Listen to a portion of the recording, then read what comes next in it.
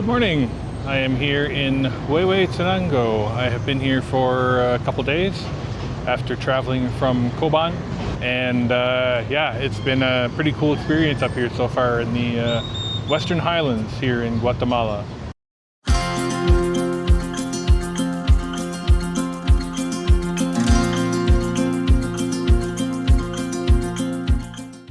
I'm just about to leave here and go see the ruins that are just up on the hill, just near the city. So first things first, we have to head over to the bus stop where the chicken buses depart from to get up to the ruins. So let's head over there now. Found the bus. We are on our way. All right. So I'll put all the information here on the screen how to get here. It's a little tricky if you're not familiar with the area. It took a little bit of digging for me to find it, but it was pretty straightforward once I got to the location where the bus departs from, which was only a couple of blocks from Central Square. It was only like a 10-15 minute ride up the hill, and it was 3 or 4 quetzales for the bus. So here we are at the archaeological park of Zaculeu, and let's get our ticket and we will get inside. All right, so we're in. The price for locals is 5 quetzales. For tourists it is 50, so that's about $5, $6, something like that. And yeah, I apparently am here, I think, almost entirely by myself. So there's a little museum here, which we'll take a look at later. I was reading that apparently they had a fire here at the museum several years ago, and so some of the major artifacts were removed at the time and were not brought back. So I'm not sure how great the museum will be, but we'll take a look. Now the other thing that's interesting, other than the history of Zaculeu, which I will get into, is that this place has been basically sort of fully restored, in that the ruins were cleaned up and then plastered over to kind of give the look of how they were at their height around 900 AD. So a lot of people online that I had read sort of complained that it wasn't an authentic feel for the place, and that's probably somewhat accurate. However, it does give you a kind of cool look at how everything probably did look when it was original. But it is an absolute stunner of a day here. It is not quite hot yet, but I think within the next hour or so it's going to heat up pretty good. So you can see here, so here's some of the ruins that they talk about. Here's one of the larger ones here as well, and they've completely plastered over everything that was here to kind of give it that cleaned up, squared off look. So it's definitely a sort of unique place to check out in some ways. Not to mention that the view here with the hills up in the background is pretty remarkable.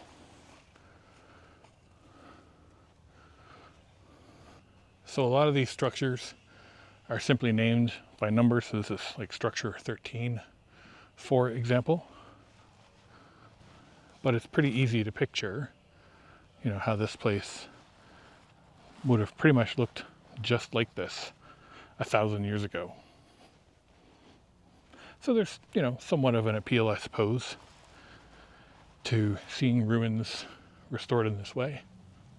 So the history of Zaculeu is really interesting. It was considered one of the early classic periods structures and cities. So from 250 AD until 600 AD, this was the capital of the Mayan kingdom. And the Mayan kingdom was one part of the Mayan Empire.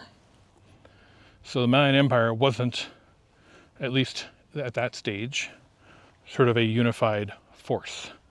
It was a group of like-minded groups or kingdoms, and after that period of around 600, it was then conquered by the Quiche kingdom. So you get kind of a mix of the two styles here. Around the 12th century, the Quiche came and conquered this place and the Mayan kingdom as a whole to absorb it into their larger Mayan empire. It lasted as a city here until the Spanish arrived in the 1500s, and even today it's used as a ceremonial site for descendants of the Mayan kingdom.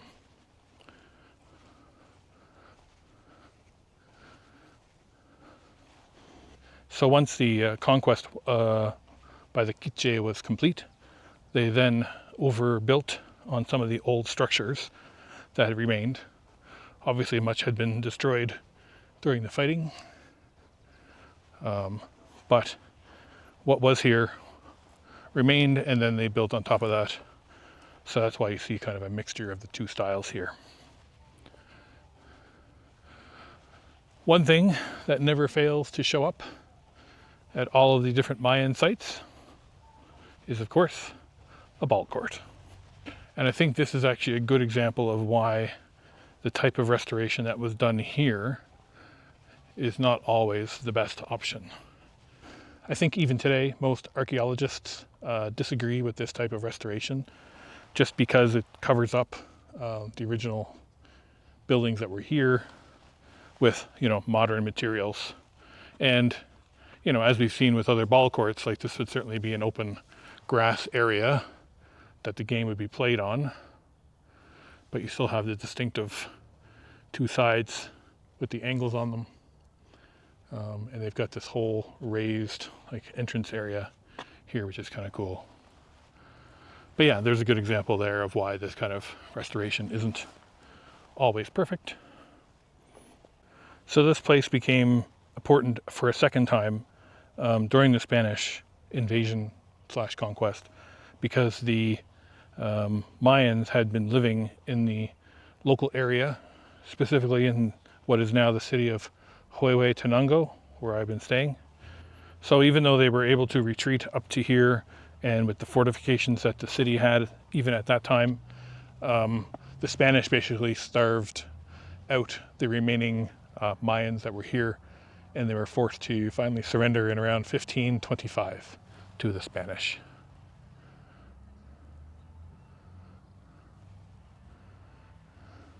So this is a really cool spot. I have to say that I wasn't sure what to expect coming up here. You definitely don't need a lot of time to come and visit. It's not a huge site, but it is a cool one and something that's a little bit different than a lot of the other ones that I've seen. You can see here there's, one of the grand temples that would have had the building on the top after climbing the stairs. This would have been probably the equivalent of an El Castillo style building, and then you had the other temples and buildings around. There's also a lot here that hasn't been restored, I would say. I talk a lot in some other videos about unnatural hills or mounds, and this place is full of them, right? You can see that there's some here. There's a much larger one right back there behind the ball court. That would have been probably an original temple at the time. So I thought I'd talk a little bit about my journey so far up here into the western highlands of Guatemala. It's a pretty non-standard route that I don't think a lot of people take when they're going to Guatemala. They tend to go from Flores down to Guatemala City or Lake Atitlan and kind of skip a large chunk of the country, which I didn't want to do. So as you saw in my previous videos, between Flores and then the Rio Dulce / Livingston area, leaving Livingston to get to here where I am today in Huehuetenango, or Huehue for short, has been about 18 hours overland travel so far. I've stopped once in between, so I left Livingston. I got on a boat back up to the town of Rio Dulce. From there, I got a bus from Fuente del Norte bus company, which headed west from Livingston / Rio Dulce. That took me to El Rancho. In El Rancho, I then had to get off that bus and switch to another bus by a company by the name of Moña Blanca. And that was a smaller, like a colectivo style bus. And that was about 6 hours, I would say, from El Rancho to Coban. And so when I got to Coban, I actually stayed in Coban for a couple of days just to break up the trip. I didn't film anything there really. But from Coban, I then had to get on another colectivo style bus. It left Coban at 5 a.m. in the morning and took about 6-ish hours over the tops of the mountains to get to here in Huehuetenango. It was probably the most beautiful ride that I've ever seen going through those mountains. Most of the time you're between 1,600 and 2,000 meters in elevation. And it was just a joy to watch the sunrise, see the mist and the fog and the low-lying clouds to which we were almost parallel with throughout that journey. And so now I'm here in Huehuetenango. Again, not a place that a lot of tourists, I don't think, come to check out, because this east to west journey across Guatemala isn't all that common. But I will say I do think it's worth your time. It's a very different part of the country. It's a very heavily traditional, culturally strong part of Guatemala. A lot of Mayan influence here. And I think that it's really somewhere that's worth seeing, just because it's different. It's not the sort of standard stuff that, people go, oh, I've been to Tikal, I've been to Flores, and I've been to Guatemala City, and I've been to Lake Atitlan, and I saw Guatemala. Well, I would argue that you've seen a small part of it. So my plans from here are actually tomorrow I'm leaving here in Huehuetenango. I'm heading to Momostenango, which is about 2 hours from here, kind of south-ish. So I'm slowly working my way down to Lake Atitlan, but just a remarkable place, wonderful people, really affordable. The place I'm staying here in Huehue is $24 Canadian a night, and that comes with a nice comfortable bed, private bath. It's got a hot plate and some dishes and stuff, so I'm able to make some coffee and stuff in the morning, which is nice. And it's in the center of town, so it's literally right in the middle of the market area, but it's not noisy because I'm on the back side of the building, so it's very quiet at night, which was nice. So this video really is not just about one stop or one set of ruins here as I'm sitting here at them today. This whole video really is kind of an adventure across Guatemala to kind of show you this part of the country that, again, most people don't see and can be a little daunting to get around if you're not comfortable with figuring out a lot of things on your own. I'm sure you could probably spend a lot of money on private shuttles and tour groups and stuff to get you around, but that would add up, I think, very quickly. For me, taking the local buses has been the best way to go. The bus from Rio Dulce to El Rancho was, I think, $7, $8 maybe. The bus from El Rancho to Coban was $4. And then the 6-hour journey from Coban to here in Huehuetenango was another $6, $8 maybe, something like that. But it's a really cool spot up here in the mountains. It's so much cooler up here too. It's a completely different environment than what you would expect coming to Guatemala. Here at the nighttime, it's been getting down to 7-8 degrees Celsius at night. I think exploring these lesser seen parts of Guatemala are one of the reasons why I'm doing this trip. It's easy, just like I said, to go hit up all the big spots, go to Tikal and go to Flores and go to Guatemala City and go to Lake Atitlan. But I think that there's a lot of value in seeing, the rest of the country if you can.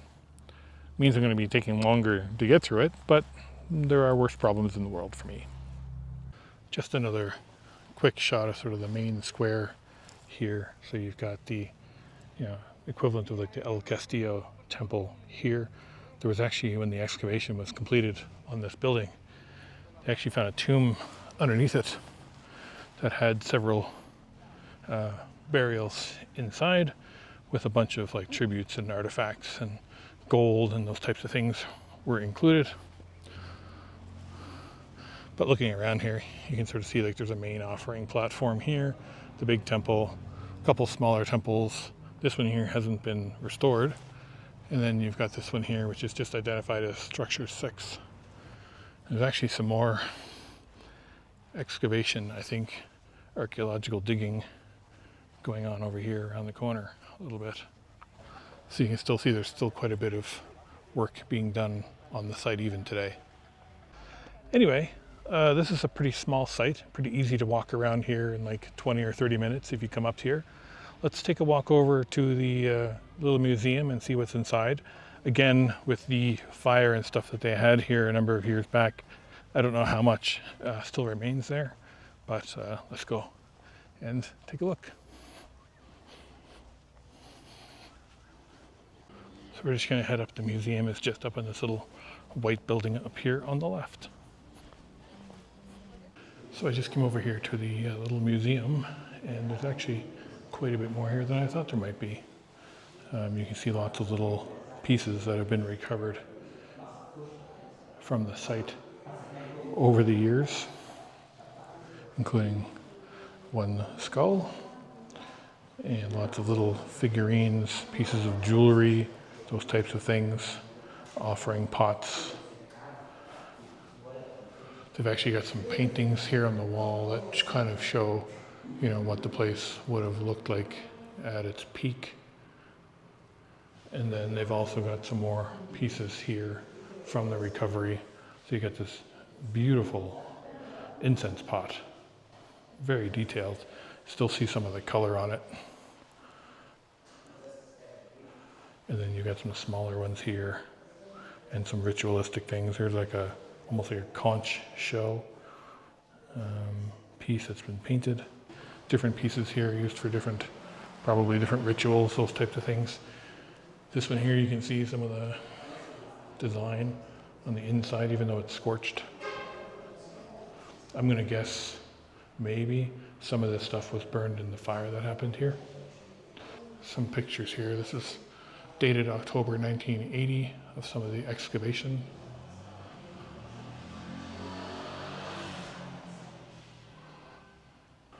Some of it has some really, really intricate designs on some of them. You can see this little piece here. It's got almost like a basket weave design. There's an overhead shot here of the site as a whole.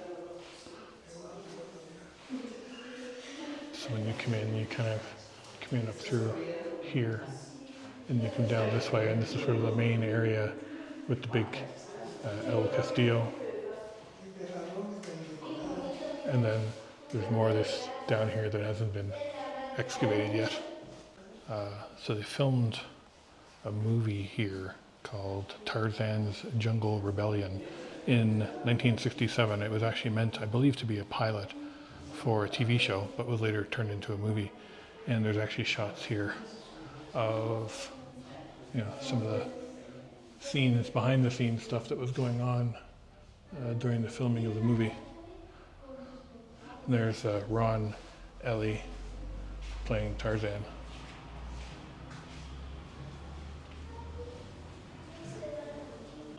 Anyway, that's going to do it here for Zaculeu. I just kind of wanted to come up and have a quick look at the site.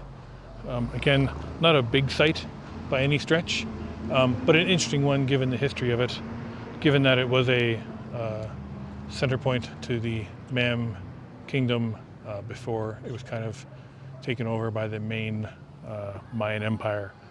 And, the fact that this place in the 1930s was dug up, restored, and then covered in this plaster kind of makes it sort of a unique place that I've seen of all the different sites that I've been to. So from here, let's head back down to town.